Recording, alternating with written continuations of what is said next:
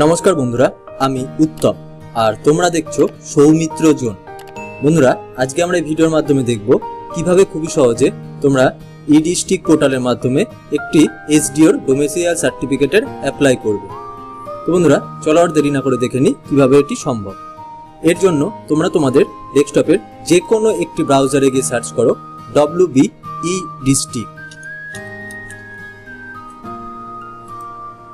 এরপর দেখো প্রথম তোমাদের কাছে যে পেজটি ওপেন হচ্ছে হোম ই-ডিস্ট্রিক্ট WB, এই পেজটি ওপেন করো। এরপর দেখো মেন হোম পেজে আসার পরে log in or sign up button রয়েছে, এটিতে ক্লিক করো। এরপর যদি তোমাদের অলরেডি ইউজার আইডি এবং পাসওয়ার্ড থাকে সেক্ষেত্রে তোমরা লগ ইন করো, নচেত রেজিস্টার বাটনে ক্লিক করে তোমরা একটি নতুন রেজিস্টার কমপ্লিট করো। কিভাবে রেজিস্টার করবে এর একটি সম্পূর্ণ ভিডিও আমাদের চ্যানেলে দেওয়া আছে, যদি দরকার পড়ে ডেসক্রিপশন বক্সের লিংক দেওয়া থাকলো, ভিডিওটি দেখে নিন। তো বন্ধুরা, চলো আমরা এই পোর্টালটি লগ ইন করে নিই। পোর্টালে সম্পূর্ণ লগ ইন হয়ে যাওয়ার পরে দেখো ডান দিকে রয়েছে সার্ভিসে ক্লিক করো। এরপর দেখো তোমাদের কাছে কিছু পপ আপ নোটিফিকেশন আসছে, যেখানে সবার প্রথম দেখো রয়েছে সার্টিফিকেট। এরপর একটু স্ক্রল করে নিচে এসো, দেখো রয়েছে ডোমেসিয়াল সার্টিফিকেট। অ্যাকসেপ্ট বাটনে ক্লিক করো।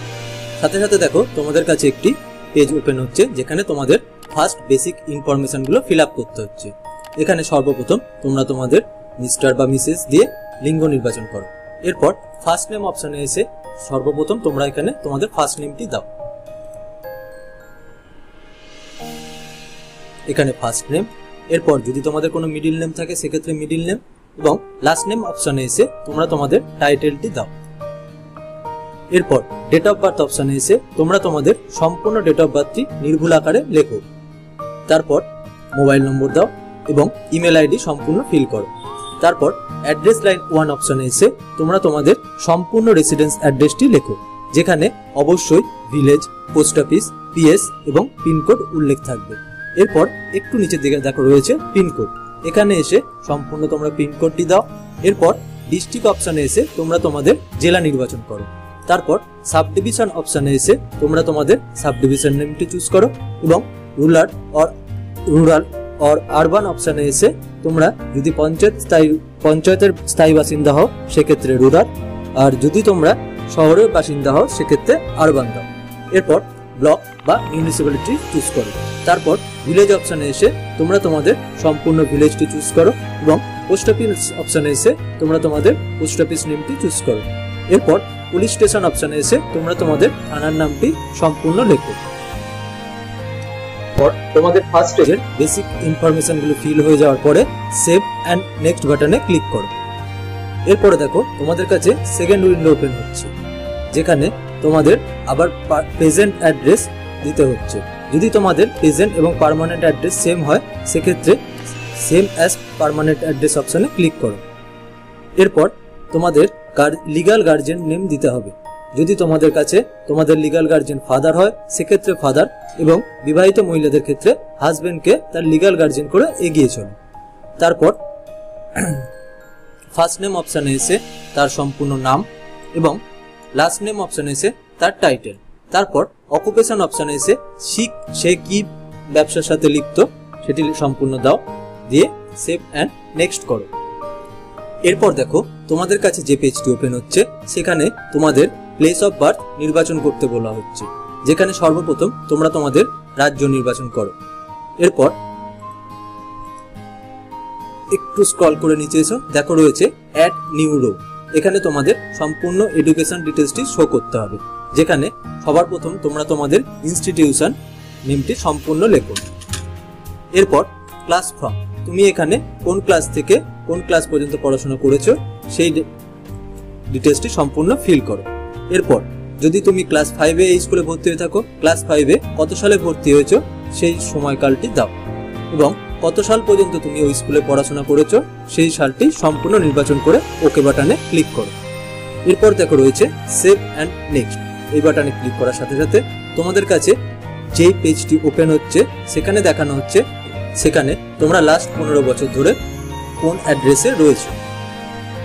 এখানে এসে যদি তোমার প্রেজেন্ট অ্যাড্রেসই তোমার লাস্ট 15 ইয়ার্সে হয়ে থাকে সেক্ষেত্রে পার্মানেন্ট অ্যাড্রেসটিকে চুজ করে এবং কত সাল থেকে কত সাল পর্যন্ত রয়েছে এখানে তোমরা একটি ডেট নির্বাচন করো। সেক্ষেত্রে যদি তুমি তোমার জন্ম থেকে এই স্থানে বসবাস করে থাকো তাহলে তুমি তোমার জন্মসালটি নির্বাচন করো। এবং টু ডেট, যদি তোমরা বর্তমানে এই জায়গায় বসবাস করো তাহলে সেই সালটি পর্যন্ত চুজ করো। এবং হাউস টাইপ অপশানে এসে যদি তোমরা নিজের বাড়িতে বসবাস করো সেক্ষেত্রে ওন, এবং যদি তোমরা ভাড়া বাড়িতে বসবাস করো সেক্ষেত্রে রেন্টালে ক্লিক করো। বন্ধুরা, এক্ষেত্রে মনে রাখবে যদি তোমরা ভাড়া বাড়িতে বসবাস করো সেক্ষেত্রে রেন্টালের উপরে ক্লিক করার সাথে সাথে তোমাদের ডকুমেন্ট আপলোডে তোমাদের রেন্টের এগ্রিমেন্ট শো করাতে হবে। আমরা যেহেতু নিজের বাড়িতে রয়েছি সেক্ষেত্রে ওন বাটনে ক্লিক করে নেক্সট করলাম। আদার্স ডিটেলস, এখানে এসে তোমাদের একটি বক্স ফিল আপ করতে হবে যেখানে তোমরা কি কারণের জন্য এই ফর্মটি ফিল আপ করছো। আমরা এখানে যে কোনো একটি কারণ উল্লেখ করে দিলাম, দিয়ে সেভ অ্যান্ড নেক্সট করলাম।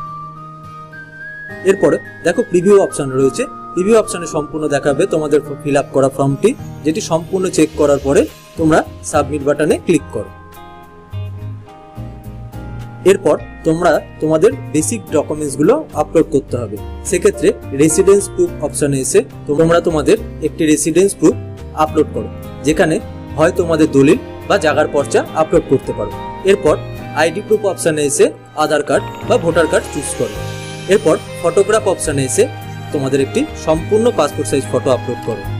এরপর আদার রিলেভেন্ট ডকুমেন্টস, এখানে এসে তোমাদের এই ডকুমেন্টস আপলোডটাতেই একটু সমস্যা হতে পারে, যেখানে তোমাদের বাবার সমস্ত ডিটেলস যেমন বাবার আধার, ভোটার, প্যান এবং তোমাদের সম্পূর্ণ আইডি প্রুফ যেমন তোমার আধার, ভোটার, প্যান এবং একটি পুলিশ ভেরিফিকেশন সার্টিফিকেট এখানে অ্যাটাচ করতে হবে।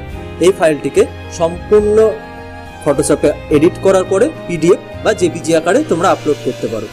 তো বন্ধুরা, যদি তোমাদের পুলিশ ভেরিফিকেশন সার্টিফিকেট না করা থাকে সেক্ষেত্রে কিভাবে পুলিশ ভেরিফিকেশন সার্টিফিকেট করবে তার একটি স্পেসিফিক ভিডিও আমরা পরবর্তীতে দিতে চলেছি। এরপর দেখো প্রুফ অফ বার্থ, এখানে এসে তোমরা তোমাদের বার্থ সার্টিফিকেটটি আপলোড করো। আপলোড করা হয়ে গেলে আই অ্যাকসেপ্ট বাটনে ক্লিক করে সেভ পুরো ফাইলটিকে সেভ করো। এরপর তোমাদের সম্পূর্ণ ডকুমেন্টস গুলো আপলোড হয়ে গেলে সাবমিট বাটনে ক্লিক করো। ফাইলটি সাবমিট হওয়ার সাথে সাথে দেখো তোমাদের কাছে একটি নতুন এআইএন নম্বর জেনারেট হচ্ছে। এরপর ডাউনলোড বাটনে ক্লিক করে তোমরা তোমাদের সম্পূর্ণ ফিল আপ হওয়া ফর্মটির একটি অ্যাকনলেজমেন্ট স্লিপ জেনারেট করে নাও। তো বন্ধুরা, এভাবেই খুবই সহজে তোমরা তোমাদের একটি নতুন ডোমিসাইল সার্টিফিকেটের অ্যাপ্লাই করবে। ধন্যবাদ বন্ধুরা আমাদের সাথে পুরো ভিডিওটি দেখার জন্য।